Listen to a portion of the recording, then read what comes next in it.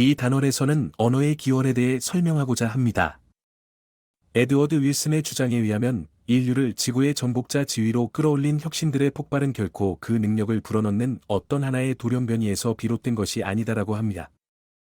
그렇다면 무엇이 인류를 지구의 정복자 지위로 끌어올렸을까요?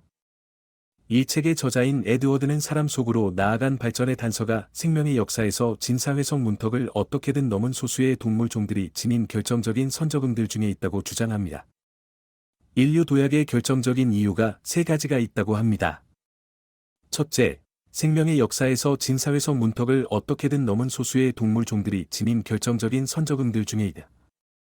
둘째, 호모 에렉투스의 직계 조상인 호모 하빌리스의 시대의 소집단들이 야영지를 세우기 시작했다는 것은 결코 우연의 일치가 아니다. 셋째, 동물의 방어가 가능한 안전한 집에 상응하는 야영지를 만든 것 이것은 채식에서 잡식으로 식단을 바꾸면서 고기에 상당히 의존하게 되었기 때문이라고 합니다. 다음으로는 문화지능 가설에 대해 이야기하겠습니다. 생물인류학의 문화지능 가설은 인간만이 지닌 특수한 능력은 극도로 큰 작업 기억에서 나오는 지향성입니다. 우리는 이 능력 덕분에 마음 읽기의 전문가이자 문화 창안의 세계 챔피언이 되었습니다. 또한 인간은 서로 긴밀하게 상호작용, 협력하려는 충동을 타고 태어났습니다. 그리고 이 앞의 모든 것은 인간만의 것이라고 할 수 있습니다. 인간은 사회관계망 속에 얽혀 있습니다. 유년기부터 우리는 남의 의도를 읽고 관심사가 같다는 기미가 조금이라도 보이면 협력하는 성향을 지니고 있습니다. 또한 인간은 성공의 이유는 모든 도전 과제를 능란하게 해결해내는 고도의 일반 지능을 가졌기 때문이 아니라 사회생활의 전문가로서 태어났기 때문이라고 할 수 있습니다. 호모사피엔스의 초기 집단, 혹은 아프리카에 있던 그들의 직계 조상이 세 가지 자질이 조합을 획득했을 때 그들의 사회적 지능은 정점에 이르렀습니다. 세 가지 중 첫 번째, 먼저 그들은 주의를 공유하는 법을 발전시키고, 두 번째, 마음이론, 즉, 자신의 마음 상태를 남들이 공유할 것이라는 인식을 획득하였습니다. 세 번째, 이 자질들이 충분히 개발되었을 때, 오늘날 널리 쓰이는 것들에 상응하는 언어를 창안할 수 있었습니다. 다음은 언어로 넘어가겠습니다. 언어는 인류 사회성 진화의 성배였으며, 인류는 그것을 찾아냈습니다.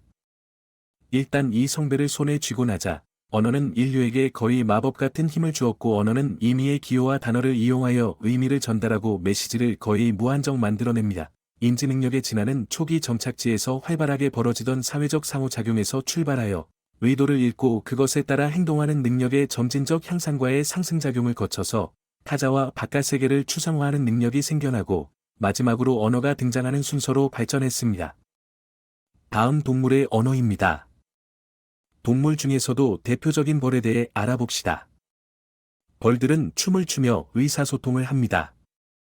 둥글게 원을 그리며 춤을 추면 꽃이 가까이 즉 50m 내외에 있다는 이야기이고 팔자 모양을 8초 동안 천천히 그리면 멀리에 꽃이 있다는 뜻이라고 합니다. 팔자 모양의 기울기는 위치와 방향을 춤의 속도는 거리를 알려준다고 합니다. 다음으로 원격 표상에 대해 알아보면 인간의 언어는 원격 표상을 할 수 있습니다. 즉, 주변에 있지 않은, 아니 더 나아가 존재하지 않는 대상과 사건까지도 가리킬 수 있습니다. 게다가 인간의 언어는 분위기를 조성하거나 강조할 부분을 두드러지게 할 수 있습니다. 언어는 드러내놓고 말하는 대신에 메시지를 간접적으로 넌지시 암시함으로써 설득력 있는 부정의 가능성을 열어놓을 수도 있습니다. 여기서 쓰이는 간접화법은 정보를 전달하고 화자와 청자 사이의 관계를 성사시키는 두 가지 기능을 합니다. 언어는 진화의 산물이라고 말할 수 있는 몇 가지 패턴이 존재합니다. 그중 하나는 대화할 때의 순서 교대입니다. 오랫동안 화자가 교대할 때 지체되는 시간 간격이 문화마다 다르다는 것이 속설로서 널리 알려져 있었다고 합니다. 예를 들어 북유럽 사람들은 한 사람이 말하고 다른 사람이 대답하기까지 시간이 꽤 걸린다고 알려져 있다고 합니다. 하지만 실제로 전 세계 10개 언어의 화자들을 대상으로 대화를 주고받을 때의 시간 간격을 실제로 측정했더니 모두가 말이 겹치는 것을 피하며 화자가 교대될 때의 시간 간격이 거의 동일하다는 것이 드러났습니다. 반면 서로 다른 언어를 쓰는 화자들 사이의 대화에서는 교대 시의 시간 간격에 상당한 차이가 나타났습니다. 이 이유로는 대화하는 이들이 의미와 의도를 이해하는 데 시간이 걸리기 때문입니다. 인간의 모든 언어는 똑같은 기능을 수행하며 언어들이 그 기능을 하기 위해 쓰는 구분들의 집합은 아마 고도로 제약되어 있을 것이라고 합니다. 그 제약들은 인간 마음의 보편적인 구조에서 나오며 그 구조는 듣고 쓰고 말하고 기억하고 배우는 방식을 통해 언어 형식에 영향을 미칩니다. 하지만 이런 제약 내에서 언어마다 변이 폭이 있습니다. 예를 들어 주어, 동사, 목적어의 주요 범주들은 언어마다 전형적인 순서가 다르고 주로 구문, 즉 단어들의 순열 조합을 통해 문법적인 구분을 하는 언어가 있는 반면 주로 형태론, 즉 단어들의 내부 변형을 통해 구분하는 언어도 있습니다. 연구자들이 내린 결론으로는 이 인간 언어 습득의 유전적 토대는 언어와 공진화한 것이 아니라 대부분 언어의 출현보다 앞서 형성되었다고 합니다.